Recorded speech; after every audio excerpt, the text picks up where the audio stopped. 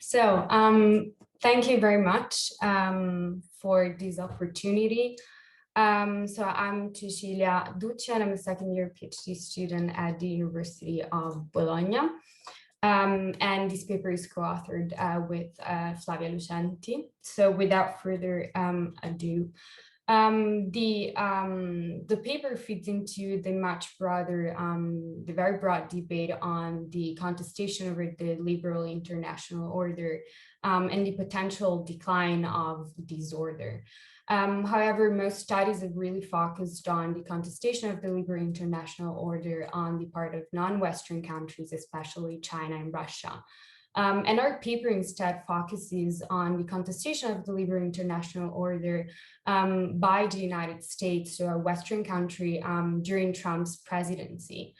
And we argue that this case is quite counterintuitive in the sense that the United States has always portrayed itself as the key promoter and guarantor of this liberal international order. And so we term this a contestation from within in the sense that it is a kind of contestation that has been put forward by a state that has traditionally been the key promoter and also founding father of this liberal international order. As a case study under investigation, it is the United States during Trump's administration contestation over the International Criminal Court. And this case study really exemplifies the contestation over the much broader contestation over the liberal international order, because the ICC is actually one of the fundamental institutions of the liberal international order, which really embodies some of the key liberal norms, such as not only the respect for human rights, but also the norm of non-impunity, according to which all those individuals who have committed grave breaches of international law, including genocide, war crimes, crimes against humanity, and the crime of aggression should be held accountable. So the research question that we're focusing on is how Trump's administration has contested the ICC and its norms, and how in turn this has affected the stability of the liberal international order. So in terms of the methodology of the paper, we mainly focus on a qualitative narrative inquiry to investigate the US rhetoric over the ICC and its norms. And we focus on the official discourse of the US, so mainly Trump administration. So not only the discourse of President Trump, but also some of the key figures within its administration, to really understand on what grounds the ICC has been contested and what the reasons behind these are. So in terms of the theoretical background and framework of the paper, we rely on constructivism, and in particular on the concept of contestation, which we define as a practice that expresses an actor's disapproval of a norm, but also of the institution that embodies that norm. And we focus on, in particular on the theory of contestation and norm contestation, according to which norms may be contested at any stage of their development, even after they have been institutionalized. And in the same way, the norm of non-impunity and really the ICC that embodies the norm may be contested really at any stage, although they have been institutionalized through the Rome Statute, which entered into force in 2002. And in terms of contestation, we differentiate two types of contestation, so behavioral contestation, but also discursive contestation. And we mainly focus on discursive contestation on the grounds that this allows us to understand really the key arguments that were put forward by the Trump administration on the ICC. And as for discursive contestation, we make a differentiation between applicatory contestation, which is based on contesting the applicability of the non-impunity norm to the case in question, so the investigations into alleged war crimes committed by the US in Afghanistan and the jurisdiction of the ICC, and the other type of contestation, justificatory contestation, which is instead directed at the legitimacy of the ICC and the validity of the non-impunity norm. So we defined US as a norm contestant, but also much broadly as a contestant of the liberal international order. And this feeds into Trump's broader anti-internationalist posture. And we argued that the key aim behind this contestation is to restore the supremacy of the West and the dominant position of the United States on the international scene. So although the US has always been quite skeptical about supranational bodies on the grounds that they may pose a threat to its national sovereignty, and indeed it's never, it's not a state party to the Rome Statute, it never, before Trump, it had never gone so far as to impose sanctions on the court. And the rhetoric surrounding the court has never been so harsh before the Trump administration. So the ICC decided to initiate investigations into alleged war crimes committed by US personnel in Afghanistan on the grounds that the court is based on the principle of complementarity enshrined in Article 17 of the Rome Statute, according to which when a state is either unwilling or unable to ensure accountability, then the ICC may intervene. And it also argued that it could intervene and had jurisdiction on the matter because the crimes were allegedly committed in Afghanistan, so state party to the ICC. And this really led to a harsh rhetoric on the part of the United States against the ICC, which Flavia will talk about in more detail. Yeah, thank you, Cecilia. Okay. Here we are. So yes, one of the main turning points in order to assess how the posture the United States toward the ICC changed in recent years, of course, have been the investigation that the ICC pursued against the United States personnel and that of NATO allies personnel involved in the war in Afghanistan. And as Cecilia already mentioned, it was against, well, the rhetoric was the United States was that based on contesting the Article 15 of the Rome Statute, but also by saying that no jurisdictional court, no supranational body as jurisdiction indeed over American personnel. And also one of the major points of the rhetoric that to which mainly John Bolton gave voice was that the American judicial system was already enough to guarantee that American citizens would respect the highest legal and ethical standards. And another major point of the Bolton rhetoric was that of insisting on the idea of the American patriots, namely the person that come to Afghanistan for fighting for the protection of the nation and the whole world in the wake of the 9/11 terrorist attack that now were persecuted by the court. So the situation between the United States and the ICC deeply deteriorated when on June 2020, Trump administration decided to impose also sanction on the ICC. But the point was that Trump administration did not impose sanction on the ICC itself as jurisdictional body, but on the people who were there. Above all, the prosecutor and senior officials that were involved in the investigation against American personnel.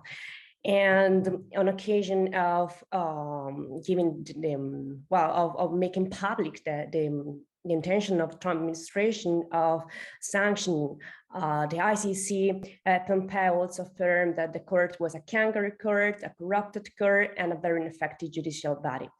And as I said before, very importantly was that the sanction were aimed at addressing the individuals and their family members as the visa ban was imposed on them because Trump, as Pompeo say, the point was that that these people cannot go to the United States, shop and travel and enjoy American freedom if they were attacking the people that were the defender of this very freedom.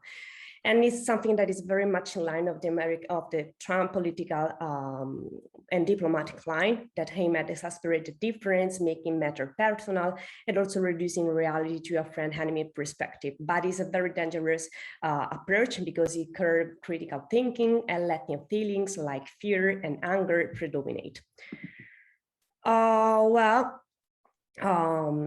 The point, so why this case of the ICC, of the sanction against the ICC are so important, that and why we decide to speak about that in our research paper. First of all, because the sanctions were unprecedented in the history, and also because of the images of the perception that sanction convey to the others, because sanctions mainly are punitive measure that generally are adopted when a crime is committed to force people or entities to conform to the established rule. But it's not the case of the ICC, because the ICC started this kind of investigation on the base on the Rome status, so by following the law. But the point is that it has a negative impact on the general perception of the legitimate court, and also negative impact on the international respect of human rights, because in this way was undermined the idea of the judicial independence, not just of the court, but in general of any international court, and could create a precedent for other countries.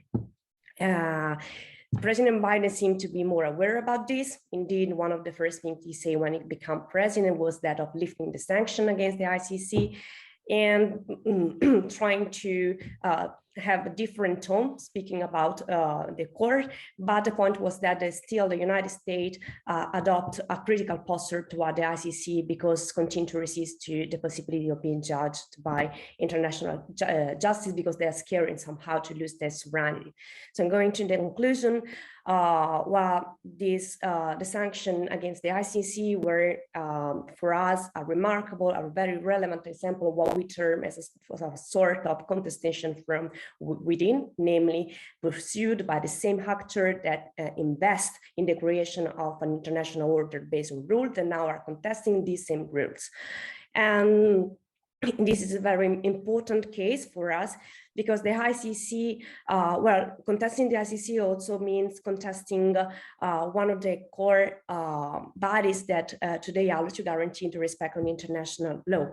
And it has a double negative effect that we try to emphasize in the conclusion. The first is that that the Trump posture somehow affect in a negative way the capacity of the United States to still play the role of guarantor of the liberal order, because they contest the liberal order, and also could create the possibility to other states to follow suit and to imitate what what the United States during the Trump's presidency have done. Thank you for your attention. So first of all, thank you to Cecilia and Flavia. A very brief remark, the presentation was much better than the paper. And this already is very important to me, because it somehow tells you about the usefulness of this type of exercises that we are having today. So you have to prepare something and just you reflect on that, and you clean the paper out of all these things that are not necessary or just are focusing the attention on too many things. So the subject of the paper is very interesting. First of all, it is original, so it is not the common perspective that you have on Trump. So this is already a good news for people who wants to engage in research and publish potential articles. And it has also the potential to bridge many literatures. So I think it is very promising from this point of view. So that being said, the problems of the paper. This is somehow the problem that has been already recalled all along the day. And this is the research question. That was very clear in your presentation. It is not that clear in the paper. So in the paper, you have attention on many different aspects, and this is a bit confusing. So first of all, you say that the research question is on how norms are contested. And I think this is the main research question that you are actually answering to, which is okay. because you then go on with a methodology which is consistent, and then with an analysis, which is discourse analysis, which is consistent with this type of research question. But then you shift to another kind of epistemological problem, and you say that the paper is going to see how contestation is going to impact on foreign policy change. But if you want to answer this kind of question, then you have to focus on the literature on foreign policy analysis, and in particular on foreign policy change, which is good, which is relevant, because populism and foreign policy change is a very important field of inquiry, and Professor Fabrizio Cotica has worked a lot on that. But you need the literature to support your argument. For example, Ehrman's work in 1990s on the 4 degrees of change in foreign policy, and so on and so forth. But then you have another type of question. So you ask, what contestation is being done for? So why Trump and his administration are contesting this kind of norms? And here you just speculate. You just say that they are doing that because they want to reiterate the United States superiority and supremacy. So this is just a statement because you don't prove it. And of course, it's kind of problematic in this type of research. If you want to dig into this pattern, then you have to go for another type of literature. So one which considers the relation between the leadership and, for example, the liberal order, or the hegemony and the liberal order.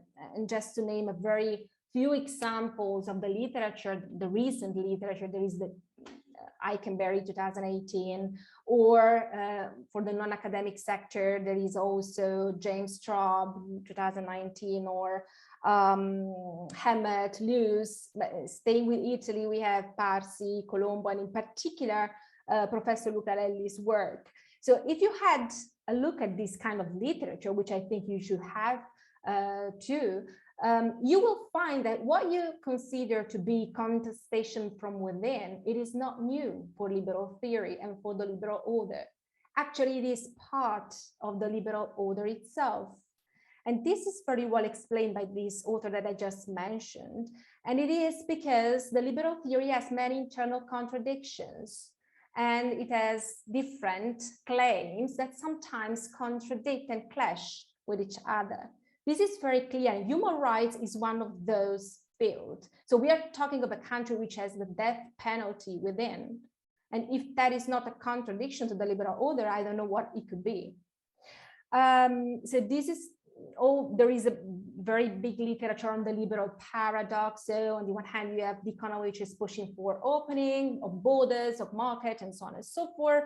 And then the political liberalism, which is much more attentive to the constituency and the preservation of an identity, and so on and so forth. This is all liberalism, but different type of liberalism, which pose important problems and contradictions.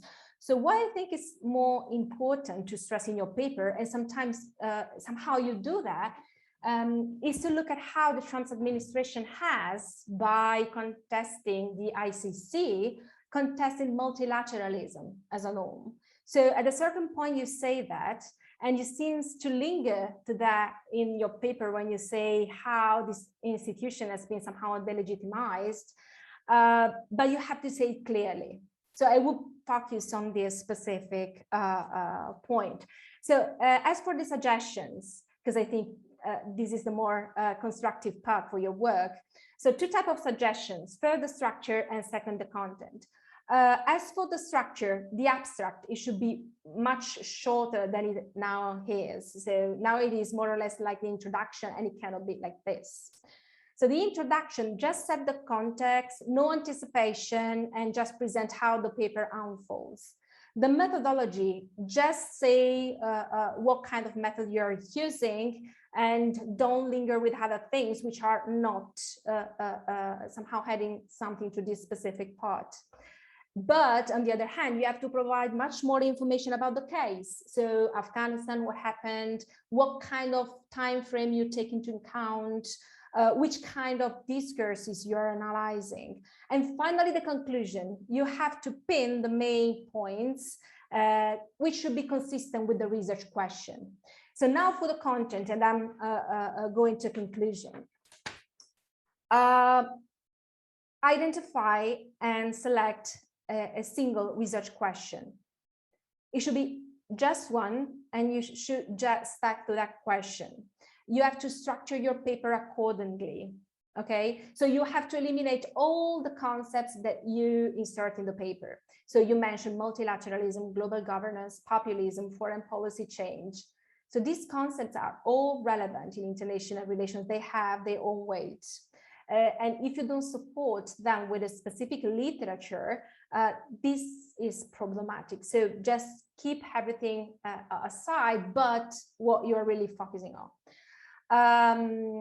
The theoretical part, I will stick to the normative contestation. I found it very convincing.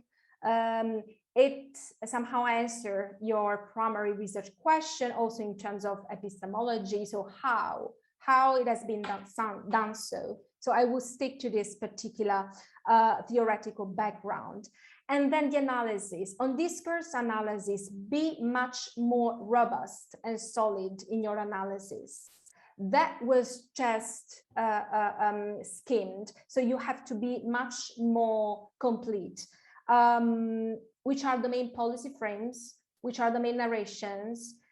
And in particular, you talk a lot about trans, but there was not a single mention of trans in your discourse. It was all Bolton and Pompeo. So this is already a problem. And finally, the conclusion.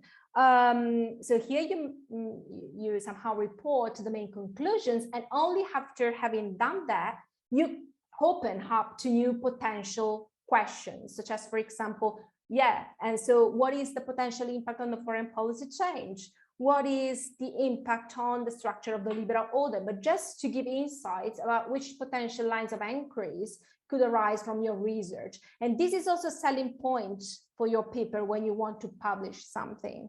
Thank you very much. Thank you very much, Michela. This was super interesting and very helpful indeed. If there are any other questions, please raise your hand. As usual, I will say something using the privilege of being chair for the moment. One comment that I would have is, of course, your paper focuses on the Trump administration, and that's perfectly fine. But many of those things that you said are not specific of the Trump administration. Even if ideologically the Obama administration was very different, many of those things are present in that period of time as well. And of course, the mother of all the problems probably is related to the Bush administration and the war on terror. So probably in the paper, you should at least say something on the degree of discontinuity that you see or not see, and how much the Trump administration is exceptional in that sense. My feeling is that while the rhetoric can be very different, the practice is not. And the other suggestion is the book Sovereignty Wars by Stuart Patrick, which is a very nice inquiry on the American take on sovereignty and sovereignty exceptionalism. That again suffragates, in a sense, the idea that the Trump administration was not exceptional. And going back, Anne-Marie Slaughter wrote very important articles about the relationship between international law and American power in the mid-2000s before becoming sort of a politician slash public intellectual. She wrote something on the academic side that's very important on these issues. Is there any question? I don't see anyone raising their hand. Otherwise, we leave to Flavia and Cecilia some time to sort of address these comments. Okay, so thank you, Professor Ceccorulli, for the very helpful suggestion, not just on the content, but also on the methodological framework and the methodology of the paper. Thank you. This is very helpful. Now I see that there are at least 3 different papers in this paper. So we now have to talk about that and decide which kind of contestation we would like to investigate in this paper. So thank you. Very quickly on Matteo and Professor Diana comments.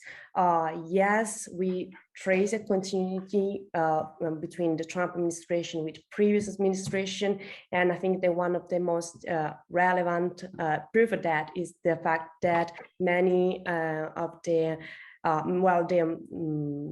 the hostile and aggressive somehow posture the United States, the Trump administration toward the ICC come from John Bolton. That actually was a man of the Bush administration that somehow brought with him all these prejudice against the court. Yeah, I can just add something. Thank you very much both for your comments on the issue of the research question.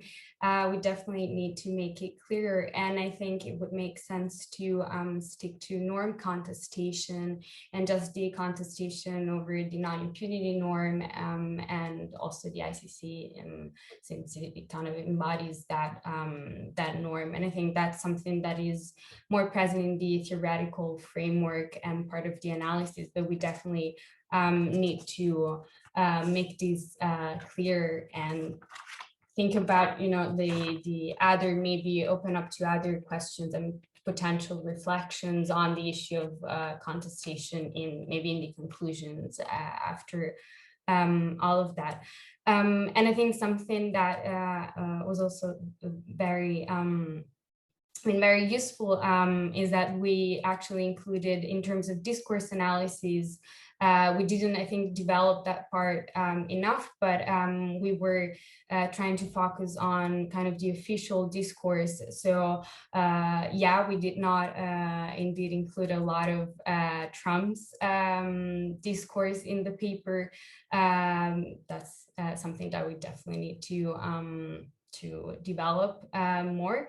And just the official really discourse of the Trump administration. So we very much focused, for example, on Bolton and his speech, because I think it really exemplifies and summarizes all of the key arguments that were put forward by the US. So thank you very much for your comments. Fantastic. So yeah, as you already introduced, I will be observing the role of Chinese stakeholders and its consequences in the Internet Engineering Task Force, which is a key venue for the making of the essential standards for the Internet to work the way we know. Now, the real main question of the paper is how are Chinese actors contributing to increase state influence in Internet standard making? And this, while very sectorial, because it takes a very niche body as far as political science and international relations as disciplines are concerned, actually addresses two bigger debates in the discipline. One is the rise of China and the future of the liberal international order, because the IETF is a private-based governance body that fits into the broader multi-stakeholder model of internet governance, and I will spend a few words on this at a later stage in the presentation. So that an expression of the liberal international order in its private-based, market-based as well, if we want, tenet. And the next debate is the one on the return of state in global internet governance, which doesn't only concern states like China, which is an authoritarian state. We know that there's huge debate on the extent to which we may or may not consider China's private stakeholders as real private independent stakeholders, but it's also a matter of how democratic governments as well, including the EU and the US, are now intervening in the digital sphere. And this is the debate on digital sovereignty. Now, in observing what I'm studying, I borrowed a theoretical concept from historical institutionalism, which is that of path dependence, to make sense of the changes and persistencies at the normative level within the IETF under the growing presence of Chinese stakeholders within it.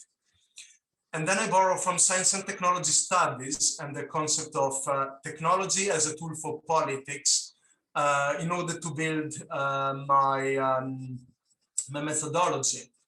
So method-wise, I'm using two methods, a quantitative and qualitative one. First is email-based network analysis. So I'm analyzing networks based on email exchanges, because the IETF has all its mailing lists made public. There's no need for login or anything. You can just go and read them. They're fully available online. And next is semi-structured expert interviews. So in both cases, I'm giving a central role to technologists. So to those people who are involved firsthand in the making of internet standards, precisely because they have a privileged eye on what goes on politically at the technical level. Now, the IETF, as I said, is a peculiar body, and it's the center of my analysis, so I need to spend a few words more on what it is. It is the body that sets the standards for internet connectivity and architecture. The internet protocol, the IP, is developed at the IETF, and that also includes the whole internet protocol suite, TCP/IP. It's voluntary based, both in the sense that individuals participate on individual capacity, and in the sense that the standards elaborated are never enforced de jure, but they are voluntary industry standards.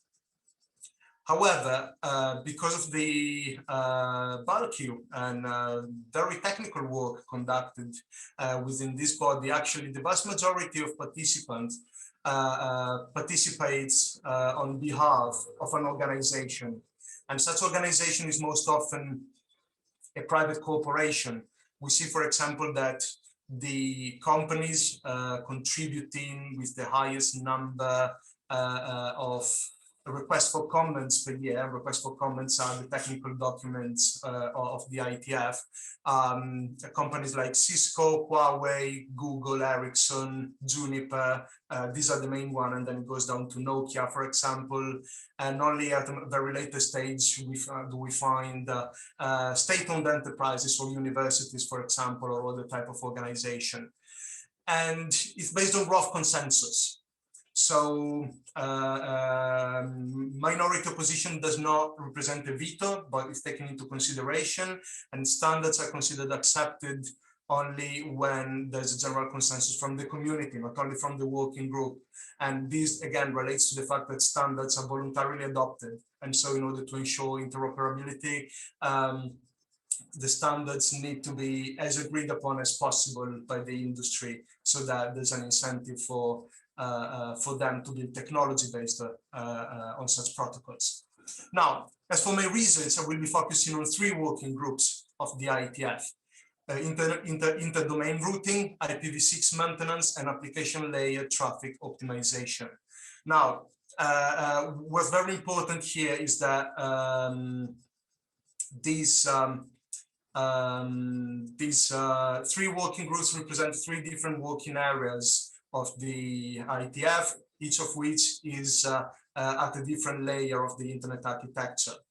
And I've taken time spans from 2007 to 2008 and 2018 to 2019, with the sole exception of the third working group, because it features a bit different patterns of engagement by stakeholders, but we'll see at a later stage. Now, on a more practical note, I conduct my network analysis with Big Bang, which is a Python-based tool that allows to study open communication from collaborative projects. So it allows to study the IETF, but not only that, anything that has open communication archives can be studied, roughly speaking. And it allows to do data collection, basic statistics, word analysis, and network analysis. And it's been elaborated by a consortium, let's call it, of research centers and universities. And it's available on GitHub. I want to make this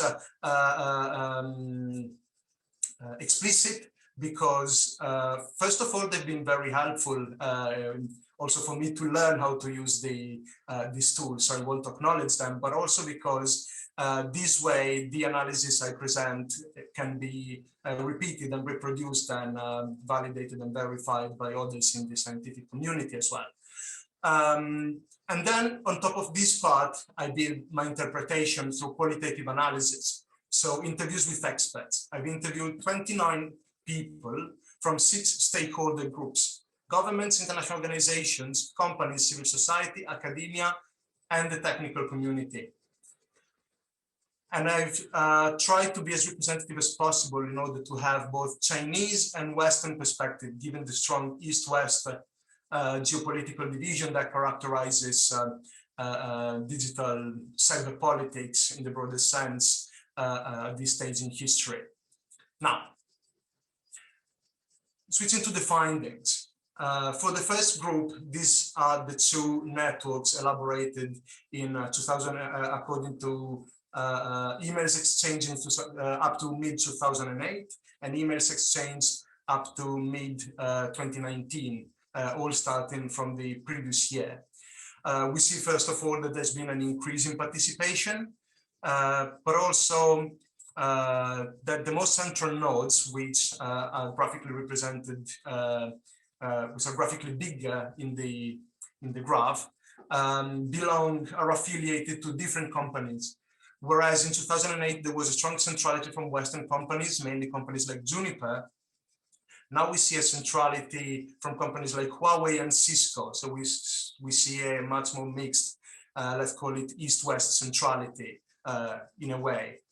As for the second working group, instead, there's a different pattern. Chinese presence has been growing. Chinese presence has become more prominent, but it's not gained centrality. Now, of course, all these graphs might need some labeling to be better readable. I'm fully aware of this. The reason why I'm not labeling it is a purely ethical one, because all this communication is public. So it's perfectly fine to analyze it. But when you actually go and analyze the centrality of this or that individual and make conjecture on that, of course, there might be a further ethical question that might be raised. So what I'm trying to do is to be as descriptive as possible in the article.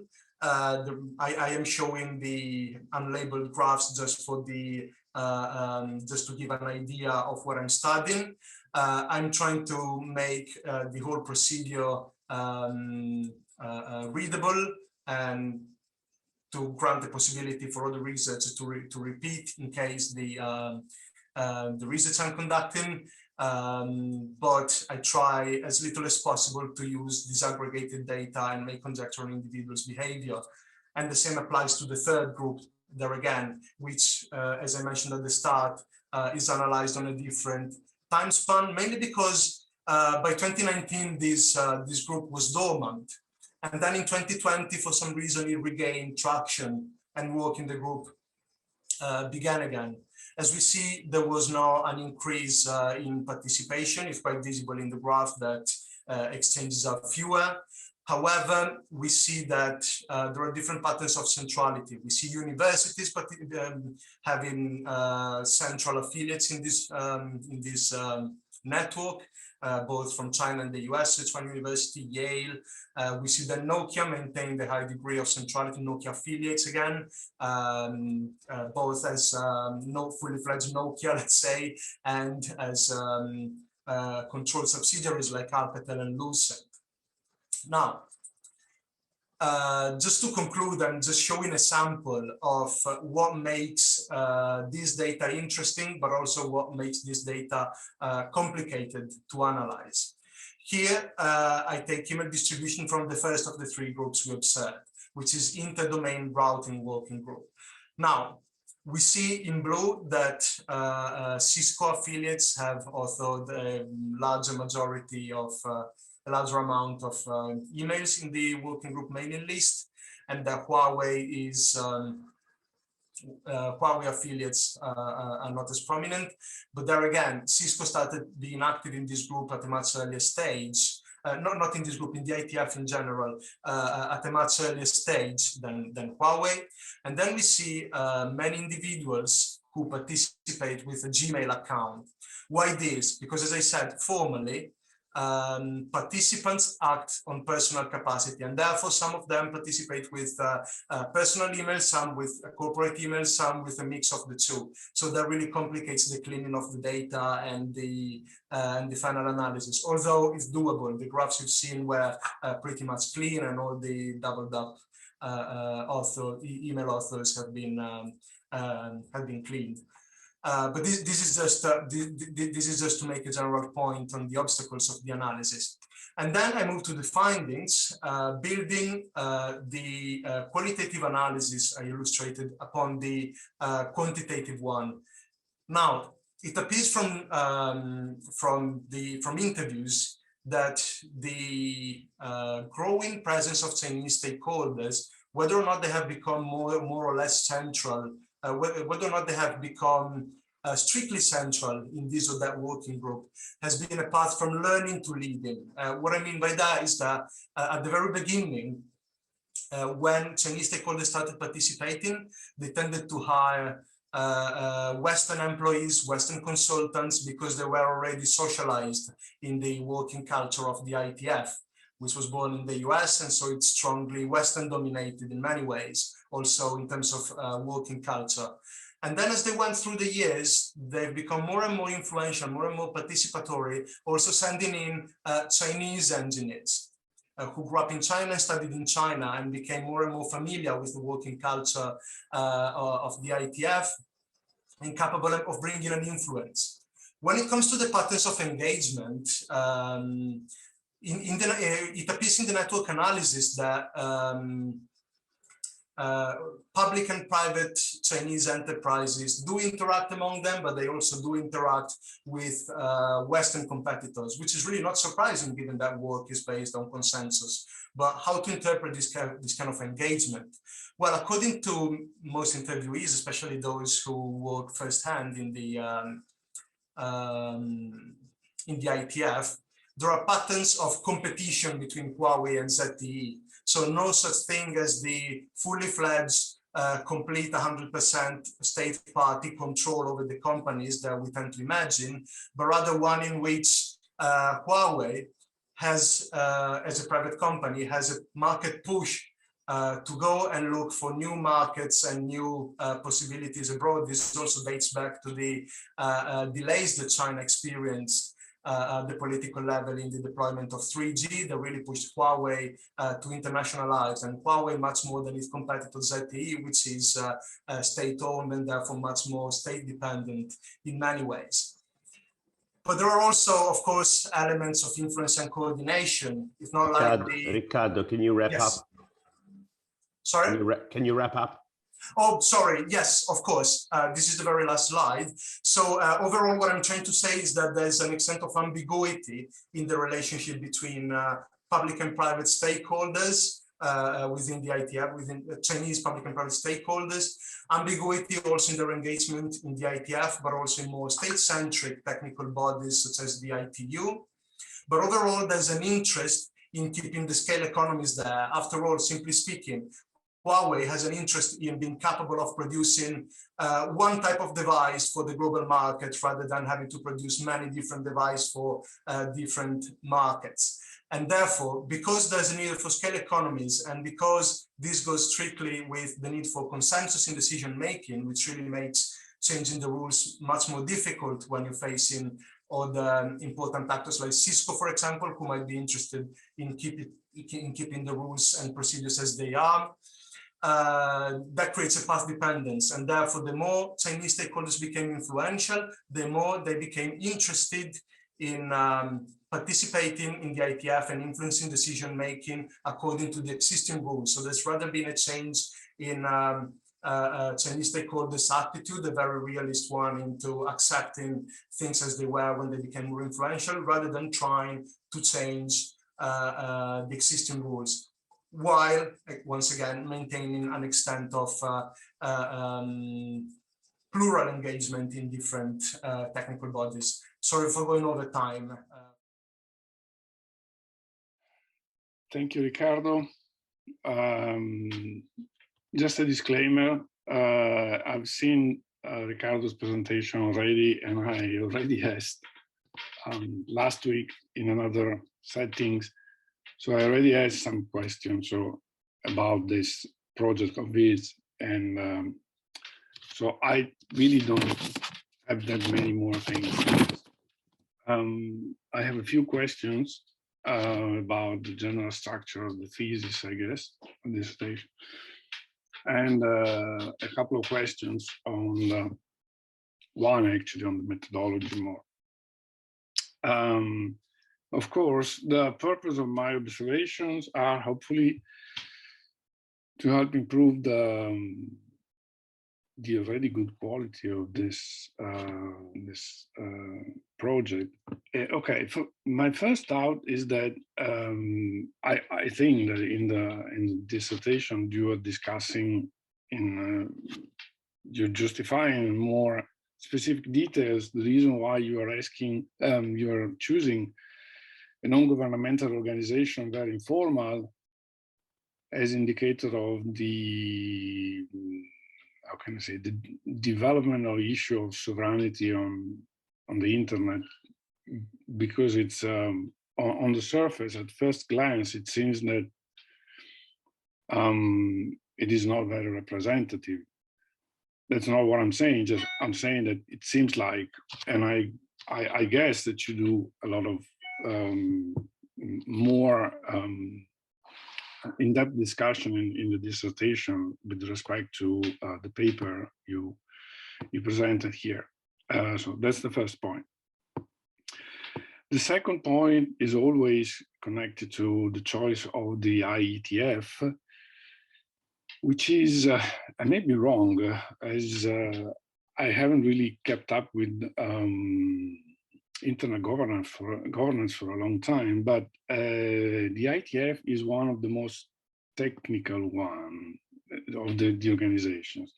So in a sense, because it's very technically oriented, I don't think that there's, I mean, if you base your network on TCP/IP, in a sense, you don't have a lot of scope, you don't have a lot of room to go against what is being decided in the IETF, because then, I mean, you would have to change architecture or, change huge part of the architecture, and nobody is really interested in that. The fact that, as you indicated, Riccardo, in your presentation, China is fine with using the TCP/IP model. Actually, as you know, now it's the TCP/IP and the OSI model that are doing the same things. But anyway, so it's not really in the interest of China, in a sense that I see a lot of synergy and convergence, maybe not a lot, but definitely the issue of convergence on technical ground may make less confrontational the different sides participating. So that was my second. And in a sense, my third observation on the overall content of your project is that, in a sense, your conclusion that China is not is actually a good partner, going along with the decisions and contributing to the IETF and so on and so forth. In some sense, it's not that surprising. I mean, it's a conclusion that I would almost expect. Mostly, and I think that you probably have a larger discussion in your dissertation on this, but in a sense, what I'm saying is that because of what I said on point 2, there's not really a lot at stake in the IETF, especially if you, as I said, you accept the TCP/IP model. So it's not that China is really willing to go against most of the others, or, I don't see this as a terrain that China would say, well, to make a comparison, which is not a good comparison, but in a sense, if you're telling China, well, we'll make Taiwan independent, let's say that in that case, they would have a different reaction instead of saying, you know, the IETF, well, you know, we think that we should go this direction instead of that.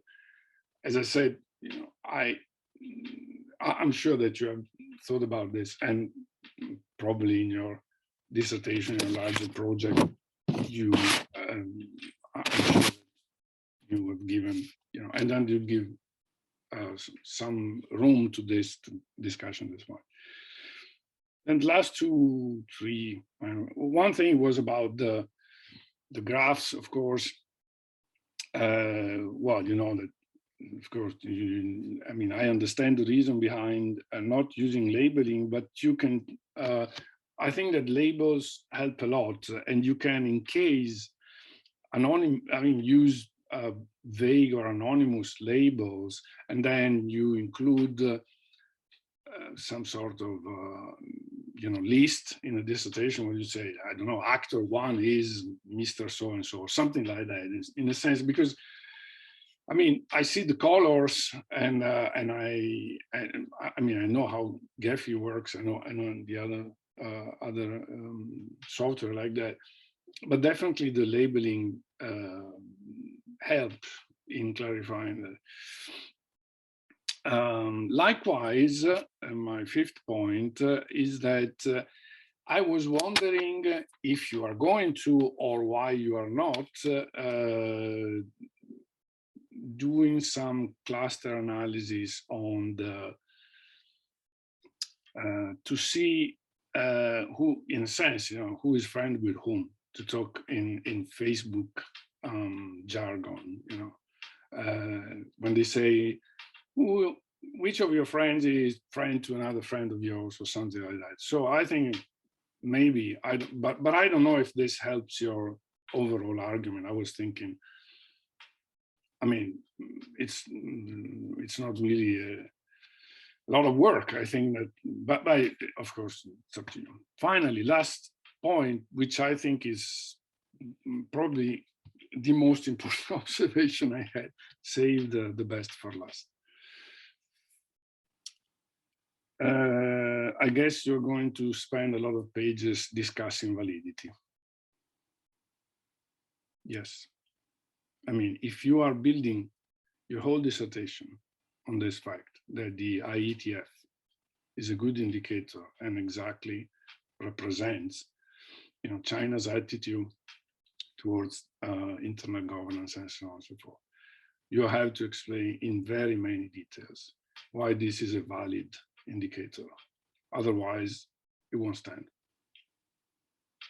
Okay, that's all. Thanks, Riccardo. I think I have quite a few points in a project I like very much. I honestly only skimmed the paper, but I like the presentation quite a lot.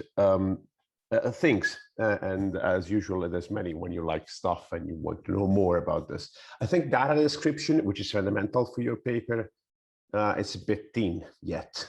I know it's a paper, but there might be an appendix with the serious data description then. I scratched my head a little bit with this email stuff. It might be just me, but it might be actually more complicated than that. I guess that there's something that needs to be explained. I think in any of this paper, and of course in the dissertation, a big appendix on exactly how data is extracted is very important. And it might be the first point. Second, I think at this stage, the way you framed it, there's big research questions behind there, but still a bit descriptive. You just push in at some point path dependence, which is a dense set of stuff, which might mean very much, but it's not really developed a lot. So at the moment, it seems a bit superimposed on your stuff and not yet fully developed. And also path dependence is one of those things, and I like quite a lot the interpretative framework of historical institutionalism.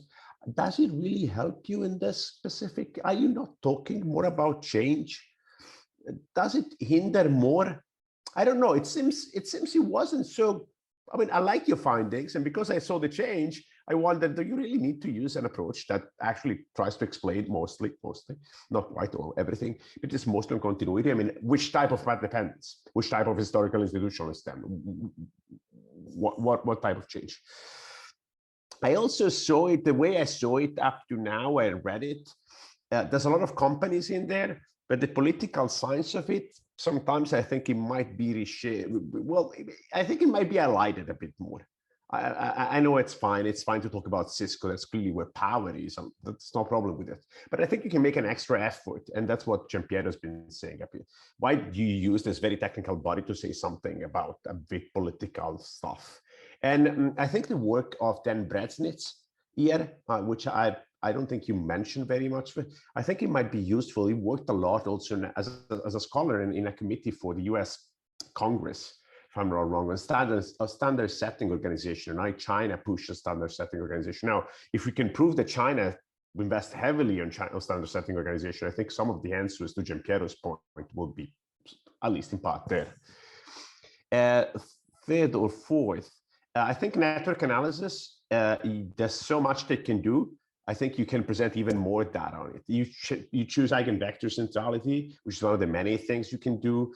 Why not a jargon or more on structural rules and brokerage might be indicators you might be interested in and might tell a different story than one you tell. So I think you can leverage further an analysis you already have. You can leverage it further through more use of indicators for network analysis and through using these different arenas you have to tell different stories. And it might be the case that these different arenas tell you different stories. And it seems to me they do. And I think you should leverage the difference in the arenas, the 4 or 5 arenas that I don't remember, honestly, to say, well, this is a domain which is more or less political, more or less dense in conflict, more or less dense in competition or something like that. I think you can use this a lot, but this is great work. And thanks for presenting it. And you have, well, almost no time to reply, but that's going to be great. 2 minutes if you wish. And there's other people in the meanwhile. Not so much. Cool. Go ahead for the moment. Thank you. So thank you both for your very useful. Giampiero wants to say something else. Yeah, but just very quickly, I forgot to mention. Yes, the right. I like Riccardo's project a lot. Okay, I forgot. I should have said that from the very beginning. Sorry. So once again, thank you for your comments, and just one disclaimer that maybe helps to answer a few of the questions. The IETF is one of the foci of my my dissertation. I'm also focusing on ICANN and 3GPP and their relationship as well to the ITU. So ICANN is more political in a way because there are governments involved. The presence is more institutionalized. It's only advisory, but their advice has some sort of statute according to the bylaw. It has to be taken into consideration, etc., etc. And because it's been subject to contestation, to attempts to drift it to the ITU, especially before the IANA transition, when it was contractually dependent on the US Department of Commerce. So the IETF represents the core technical part and the way in which key Chinese stakeholders like Huawei, for example, act in this particular environment, but it goes along in my thesis an analysis of a more political, if we want, environment like ICANN. And 3GPP, while it's not an internet governance body, because 5G is another matter, but it has implications for the work of the IETF and ICANN, both at the technical level and at the political level, especially due to the geopolitical salience it gained amid the US-China competition. So yeah, I'm trying to combine different bodies, but yes, Professor Giacomello is right. I'm spending pages and pages in chapter 1 to explain why it makes sense, long story short, to analyze these aspects and why they are one way to observe one core aspect of internet governance that might be different from other aspects. For example, when we observe digital sovereignty, and I in particular like to observe it a lot through the lens of data protection. All the states are stepping up their measures in data protection, also with data localization, data as a tool for AI, etc., etc. But there are other aspects in which private corporations are still very, very dominant and still very much, well, relatively loose from political control, especially due to the consensus-based and technical nature of the work they make, which makes rules, norms, procedures, etc., very hard to change in the short run, especially unilaterally. So yes, I can see that my conclusions on the IETF might not be surprising to the extent that Chinese actors adapt to the existing procedures. But it is interesting to see how differently from other aspects of internet governance, in this particular one, they saw the interest they had in becoming influential in the system as it was, to use a not very correct wording, and therefore they adapted their attitude, they adapted their stances. The more they became powerful and capable of being influential, and this is possibly the counterintuitive part of my research when compared to the other subsets of internet governance that are more often studied. And that also includes the fact that in my thesis, I have a question on whys and drivers and not just on hows. Thank you. Sorry, I spoke too much. So thank you again and good afternoon. So I'm going to present a summary of my PhD dissertation. I'm a third-year PhD student at the University of Bologna in the field of political science and international relations. I'm going to show you preliminary findings that I have so far, and your feedback is very welcome to sharp the research in these next months. So first, I'm studying the role of national legislatures in approving, ratifying international treaties. It is a common activity of parliaments to internalize what is signed by the executive branch at the international level. So I'm looking how the parliaments are intermediating institutions between the domestic sphere and the international sphere, as the foreign policy materialized by the treaties influence affects the domestic level. And I'm focusing on the time that the parliaments take to approve the treaties. Because when it is a fast or slow process, the parliaments can be vital points of the execution of foreign policy. And if it's a faster process, they can favor the government's foreign policy by allowing it to be enforced. On the other hand, if they the parliaments are an obstacle to the ratification, it doesn't allow an agreement that was negotiated at the international sphere to be enforced. So I see the legislative velocity as a proxy of the legislative supportiveness towards the executive branch.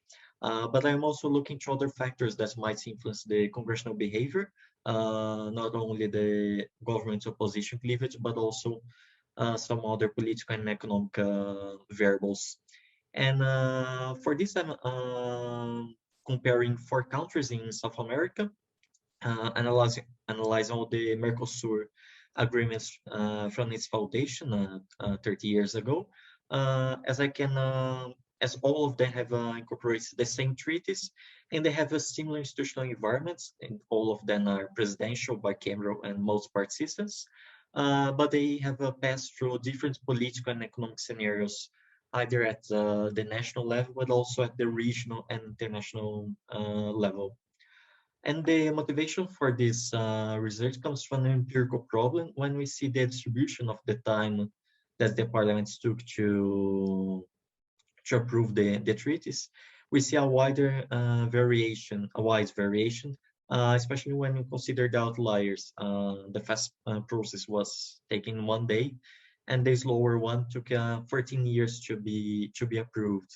So working with this, and to deal with this puzzle, the main research question is why some Mercosur agreements took shorter time than others when passing the national legislatures, and as auxiliary questions, how the coalitions influence the voting of these agreements, if the parliaments have a different behavior during economic crisis or an economic periods of stability.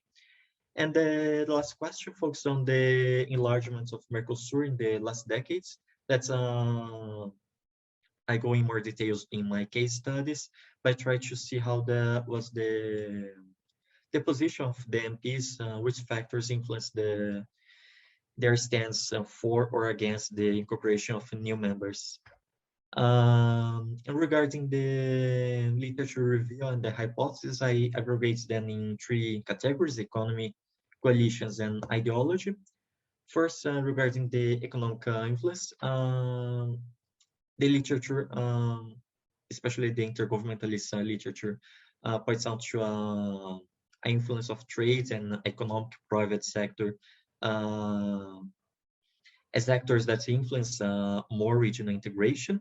So I personalize it into hypotheses. One, looking to the sum of exports and imports with Mercosur partners, if this influence more leads to a faster approval of the treaties, and another looking to an unstable economic situation, if this maintains the status quo, or if a crisis alters the time and the pressure on the parliaments. For the coalitions, most of the literature regarding legislative speed focus on the nature of coalitions and the government's opposition cleavage. But I also, and for this, I'm looking to the size of coalitions. If a majority coalition, when more than 50% of the parliament supports the presidents, it is expected that the governments won't have problems to approve a bill. But I also include 2 other hypotheses regarding the size of the president's party, if it is a single party coalition or not, and the number of parties in the coalition, as there can be ideological polarization and heterogeneity between the parties that supports the government. And finally, the last group of hypotheses regards the ideology, as left-wing governments have a pro-integration discourse. I expect that during a left-wing government would have a faster approval, faster process.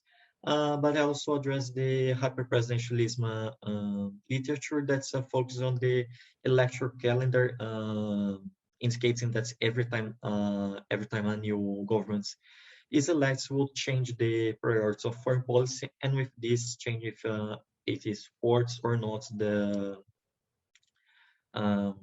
Mercosur and the regional integration in a more larger way.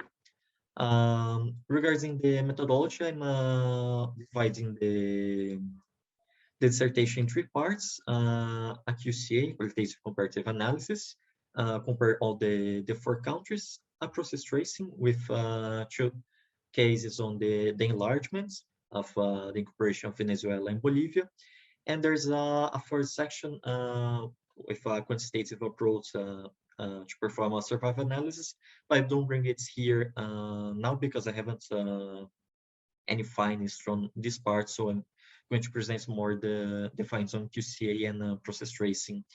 Regarding the indicators, I select 5 of them to compose the conditions that I use for the QCA. You can see here on the truth table with the 5 conditions and the outcome. Briefly, M stands for majority, P if the president's party alone controls more than 50% of the parliament, R if it's a right wing, government. T looks for the exports and imports of with Mercosur partners, and if it's positive according to the historical average. And economic stability is also looking to the historical indicators. For the outcome, I've decided to place the 0.5 threshold as 1 year and a half. This decision comes from the empirics. When I see the distribution, more or less 50% of the cases are below 1 year and a half, and the others took longer time than this. Here you can see the equilibration of the outcome and fuzzy sets. The others are crisp sets. And the truth table can be minimizing solution formulas. I'm using the intermediate one. That's created 5 solution paths. And regarding the political conditions, there is multiple scenarios that includes majority and minority coalitions, and multi-party and single-party coalitions, leading to different scenarios, allowing different scenarios to lead to the outcome. But contrary to the expectations, there is no left-wing governments as a sufficient condition for a fast result. We can only see R in the solution paths. And for the economic side, there are 2 paths with indicating economic instability as a sufficiency for fast. And I also draw attention to the T as the importance of trades as the economic ties between within the bloc as a sufficient condition for having a faster process. And moving to the cases, I'm looking to how they were processing Paraguayan Congress. Briefly, the accession of Venezuela is a different case because it took almost 7 years to be approved, and the incorporation of Bolivia less than a year, so it's a typical case. And when comparing these 2, I see a pendular behavior of the political parties. Sometimes the same party and the same legislators votes for one case and against the other. So there is no consistency in how they voted for the enlargements of the bloc. And I look as possible explanation the distance between Paraguay and the other member states. Before 2012, Paraguay was quite moving away from the bloc in terms of political and economic decisions, and for some reasons it was suspended during 1 year between 2012 and 2013. And I see that this suspension caused a change in the impression of Paraguayan foreign policy from the governments and the economic sectors, how they perceive the bloc. During the suspension, they lost some benefits of being part of the bloc. And so when they returned to the bloc in 2014, they approved the incorporation of Venezuela, and some years later, the approval of Bolivia without being an obstacle. So I believe this position of being more related to the bloc, if being aligned with the other member states, caused this different behavior in the parliaments regarding this foreign policy, foreign affairs.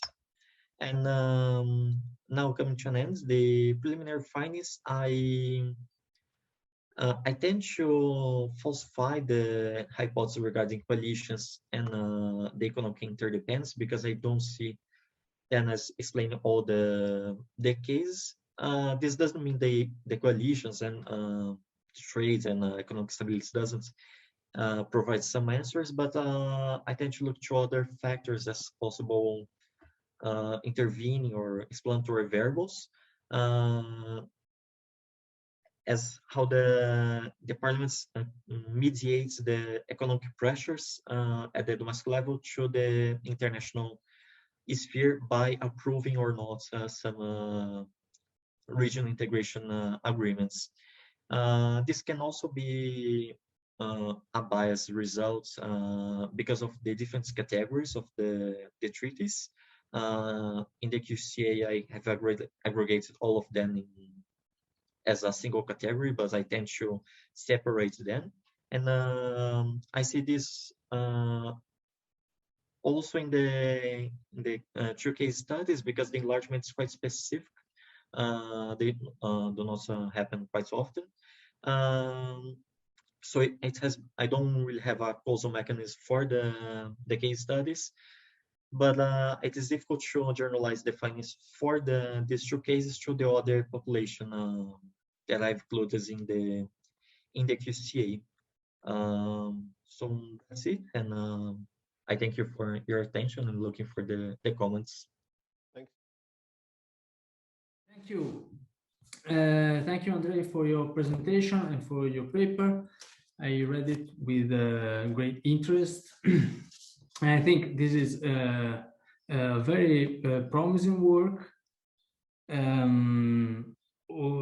Although I will be rather critical in the following of my discussion. So, but what I want to say is that I'll be rather critical because I see some points that you, in my view, you should work on. But at the same time, I want to stress that I think this is a relevant question with a nice spot within the literature, and that you have certainly worked a lot in gathering good data. And so, I mean, I think there is an effort to be made, but still there is the potential for a very good work. I will focus my discussion on two broad points, which is methodology first and then theory. So about methodology, two sub-points on methodology. The first one is the one that concerns me most. You dive into QCA, your analysis, but you don't explain why. And I'm not sure, at least from your paper and presentation, I'm not sure that this is the most adequate analysis tool for this work. First, because of the number of cases that you have. So you have more than 200 cases, if I'm correct. And this is, I mean, it's not the usual. I mean, QCA is normally used for 5 to 50 cases, broadly speaking. So now you are very far from this threshold. And so I'd like to see some more justification for this choice. But the second reason is more important. I was not convinced by your operationalization of the dependent variable. So you say my dependent variable is the length of time for approval, and time is a continuous measurement. It's the continuous measurement par excellence in a sense. And so you have to dichotomize what is continuous in nature. And you say if the treaty takes less than 1.5 years to be approved, then it's fast. And if it takes more than 1.5 years, then it's slow. And so you end up with a treaty that is approved in 1.6 years. It's considered as the same as a treaty that is approved in 5 years. And it's different. It's considered as different from a treaty that is approved in 1.4 years. So two things that are very similar are considered as opposite in your analysis, and things that are very different are considered as the same. And I think this is not really meaningful.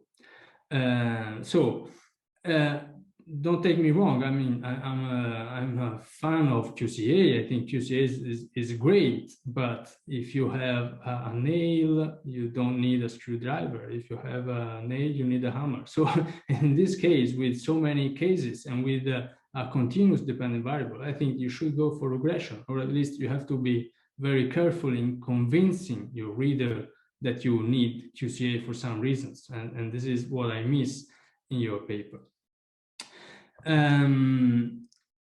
Second, still on the, say, methodological or the empirical part of your paper, the presentation of the data set. I think you should be more careful in presenting your data. So there are a number of small things that are not so small that you need to justify better. So, for instance, you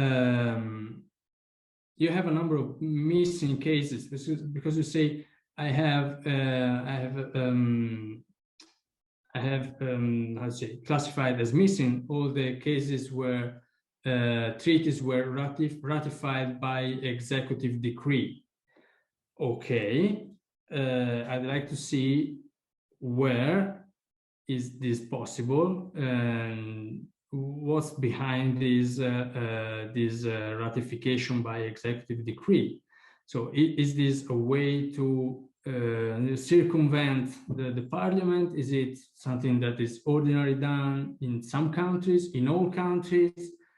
So, I mean, when you have, and if I'm not wrong, you have some 163 executive decrees, well, maybe not, but in any case,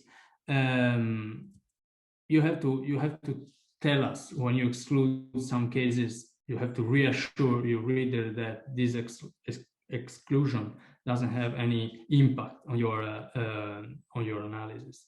And second, are all the treaties the same? So you have a huge number of treaties. Can we consider all these treaties as on the same level? What are these treaties about? So do all of them have the same impact on the national polities? Are they all important the same? So do they attract the same level of attention from politicians, from the public opinion, and so on? And again, why are there differences among countries? So you have, I'm reading here, 58 cases in Argentina, 68 cases in Brazil, 87 cases in Paraguay, 74 cases in Uruguay. Well, from the other part of the paper, I understand that you have these 4 countries are all the same. So you're analyzing the same treaties approved by these 4 countries, but then you have different numbers. So what's missing here? And again, one last and relevant point. What are the majorities by which these treaties are approved? In many cases, in Italy, I'm talking about Italy, we know that these international treaties are approved by unanimity by the parliament. So if something is approved by unanimity, it means that this is just a formal step. It's not a politically relevant step.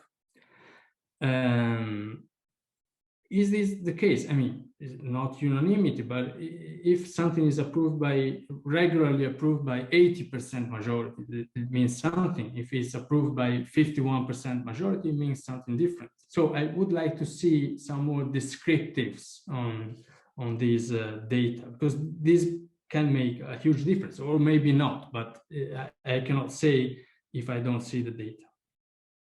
Then let me turn to theory. I'll try to be very brief, but what is not convincing is that it seems that you're throwing in a number of potentially relevant dependent variables, but I don't see the whole picture. I don't see what's the frame, what's your interpretation, where do we have to put our attention? Are all these dependent variables on the same level? So here you have a thesis that is basically on legislative behavior in a specific policy domain, which is foreign policy, which is, of course, a very specific policy domain, maybe different from all the other domains, but still, this is a thesis on legislative behavior. And then, if this is the case, then you have a number of levels of explanation for different legislative behaviors, and you should take into account those different levels.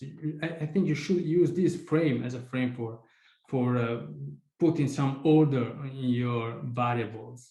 So you have the country level. Are countries different from each other on the aggregate or not? Then you have, within countries, you have the party level.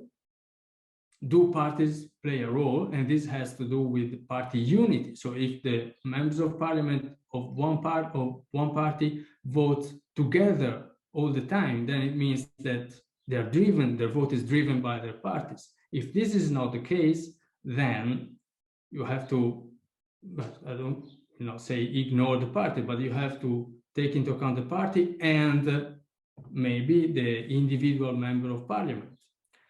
And there is a whole lot of studies on this issue of party unity, also involving presidential countries, because this is very different from presidential to parliamentary countries, of course.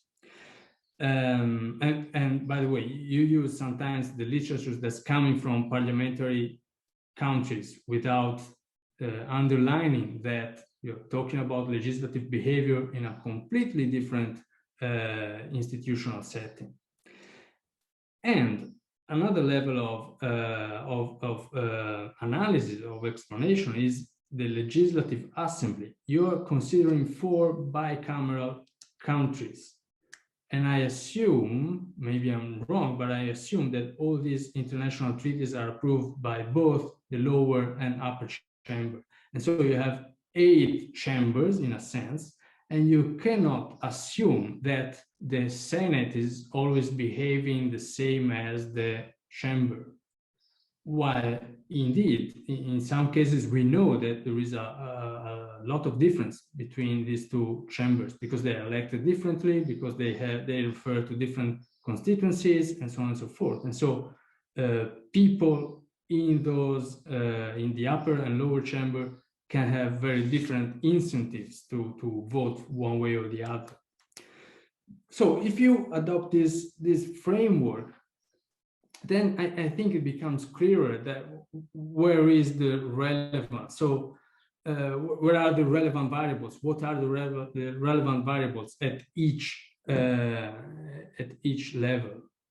For instance, you do not consider institutional variables. And I was referring to this when I was saying there are differences between chambers and senates. The electoral system is normally different. Is always different, actually. It's more or less similar, more or less different, but it's always different. And we know we have a lot of empirical works demonstrating that depending on the electoral system, you have members of parliament who are accountable to different constituencies, and that determines or helps explaining their behavior, their electoral behavior. And then again, you say you say that we have a similar institutional environment among these 4 countries. Well, this is not really the case for the electoral systems, but also for the federal or unitary form of the state, which is another point that the literature underlines as a source of difference in the legislative behavior of members of parliament. All this refers to one big question, which is who is the principal of the member of parliament? I mean, all this literature on legislative behavior starts from one point. That is, the aim of the member of parliament is being re-elected. So always the polar star of the member of parliament is how do I increase my probabilities of re-election, of reselection from my party, and then of re-election. And the answer to this question depends on a number of factors, among which institutional factors like the electoral system or the federal unitary system. And then sometimes you refer to coalitions, to government coalitions. Again, this is something that we normally associate to parliamentary systems, not to presidential systems, because you don't have a vote of confidence. So how do you determine what is the coalition? Then, of course, I know that there is a literature studying coalitions also in the presidential systems, but still, you have to explain us, well, how do you determine what is a government coalition in a presidential system? And are these coalitions stable? And I know, I mean, I know little about these countries, but the little I know is that coalitions, at least in some of these countries, are not stable at all. They are bargained each time from between the president and the parties, and parties which are not monolithic. And so it's actually more complicated than you appear to write in your paper.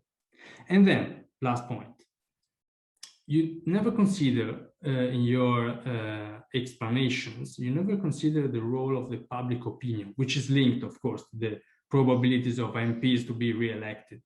It makes a lot of difference if an issue is an issue that is very high on the agenda, on the political agenda of a country, or if it's an issue that is, I mean, relegated to technocrats or to elite circles. I mean, who cares? The question is, who cares about regionalism or regional integration in these countries, in the public opinion of these countries? Are these treaties discussed in the newspapers, on TV? Are they at the center of electoral campaigns? Are they highly relevant or not? All this refers to what in the European Union case was labeled as the distinction between the permissive consensus and the constraining dissensus. So in the European Union, for some years, nobody cared about, and everyone was happy about European integration because really nobody cares. Just a few people in some people who were very keen, were interested in maybe in trade regulations, or so it was out of the political discussion. Actually, nobody cared about the European Union, and for these reasons, these elites were in a sense distant from the public opinion and were able to approve a number of steps towards integration without public opinion caring a lot. Then things changed, and they started changing basically with Maastricht, with the monetary integration. At some point, people started realizing that the European Union had an enormous impact on the economy, on the labor market, and so on and so forth. And so the European Union started to be, in the mid-90s, started to be at the center of the political debate, started to be something that people cared about, and something that political leaders discussed in public, in television, on newspapers.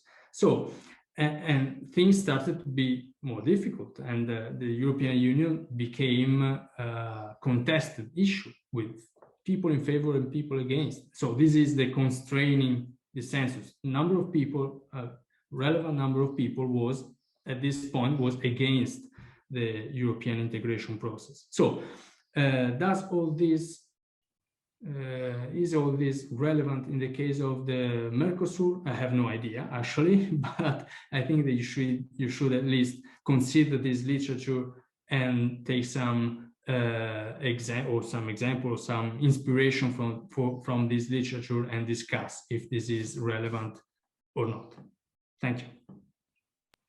Well, in fact, thanks a lot to you, Filippo. There's been a very, very dense set of comments, and I would love to leave André the possibility of answering, but I just first want to see if there's someone in the audience who's interested, willing to comment on this. So if no one wants to say anything, I take. We've been knocked out by. We've been knocked out as international relations people by this reference to domestic politics, which we generally overlook so much. No, I mean, I want to, in begging your pardon, I want to say that I'm the editor of the Italian Political Science Review, and I want to take the occasion for some commercial. So I see a lot of very interesting topics in the program. And so everyone who has a nice paper and who's wondering where to submit the paper, I say that the Italian Political Science Review is always happy to welcome submissions in the field of international relations. And so please do consider the Italian Political Science Review. Well, this is very nice. It wasn't pre-programmed, but it works very nicely. And so, I mean, think seriously about the publication outlets, and the Italian Political Science Review. It's a great publication outlet, in fact. So thanks, Filippo, for this. This is very important for us. And there were so many comments today that I'm sure people will have revised paper that they might want to send to Italian Political Science Review. I'm still uneasy not to call it RISP, but that's because I'm older and IPSR now. And so any other questions while we let emerge while we're talking? Not so much. So, and André, let me we have a couple of minutes, everyone else, to reply. And I know this is dense reply, but let me focus on two things I noticed as well. And the first one is the methods part that Filippo stressed a lot. And I think that's something that would be great to have an answer on it. That what guided your decision to use QCA? And because I think this is, I guess, in a very good paper with some very well researched and a very important topic. That's the thing that struck me as a person who knows little to this.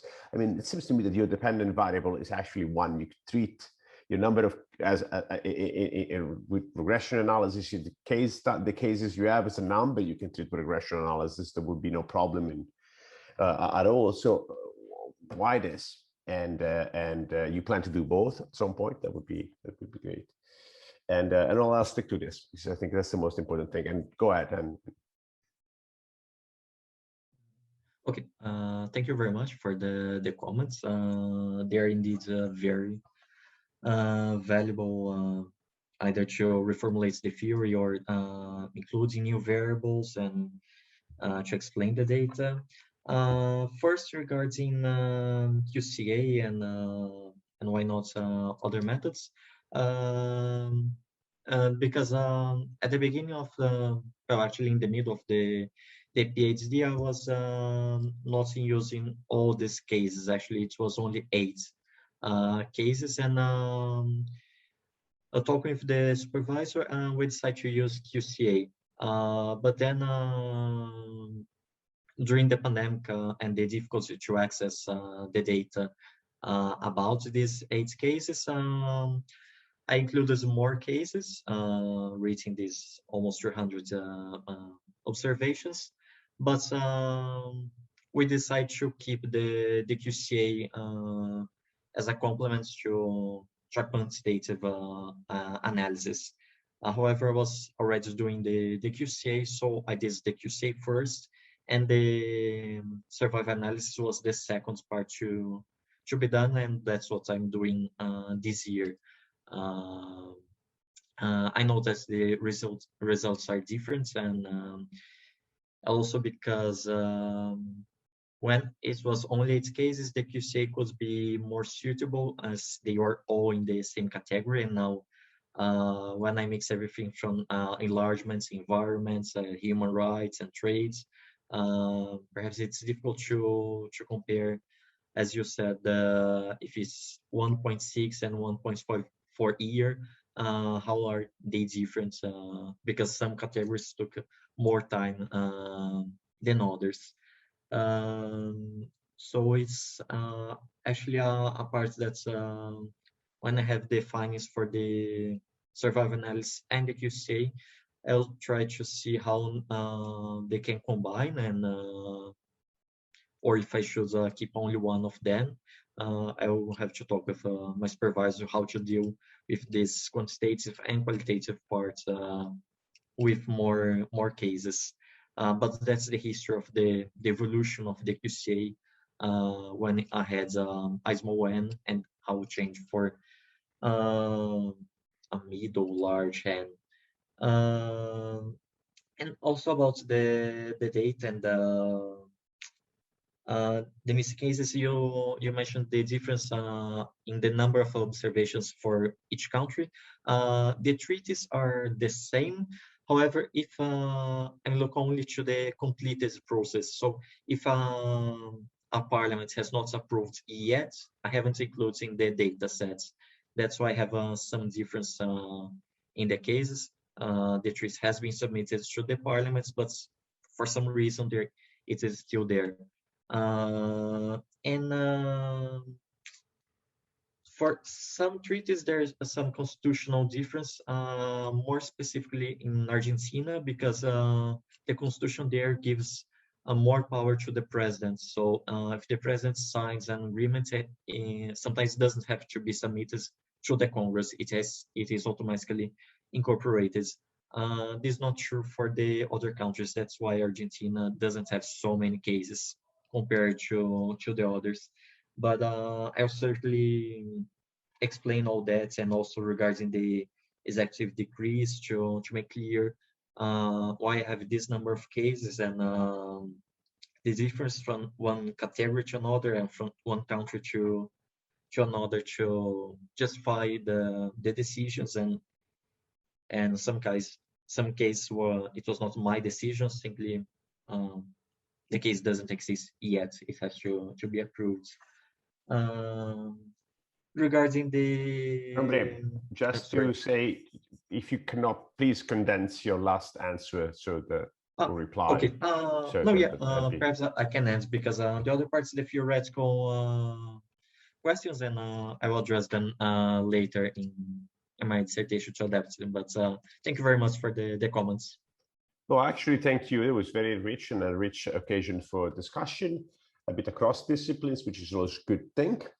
I think we're done in time for you to have still a decently productive afternoon, or to watch the arrival of the Tour de France, if you prefer. I'll leave if Emilio Diodato wants to say something at the end. At the beginning, I'll thank everyone for being here while he decides if you want to say something, especially Matteo Dien and Sonia Lucarelli for co-organizing this, and Emanuele Castelli for his important support. That's not been as great to which I participated, which wasn't in fact meant and organized by Emanuele Castelli in this, although it's been behind the screen or the cameras, has been similar to the others. So I would like to thank these people first, all the discussants and all the presenters, because this has been a very, very nice day, almost sorry to finish. I'm sure sorry that we cannot go all for coffee as the good old times of the SGRI, or for a meal.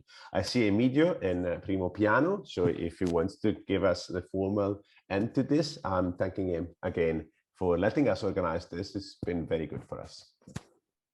Thank you very much, Francesco. It was very, very interesting and challenging day. Thank you to all the PhD students and discussants, and see you in October for the last part of this online conference of the Standing Group on International Relations. Bye to everybody.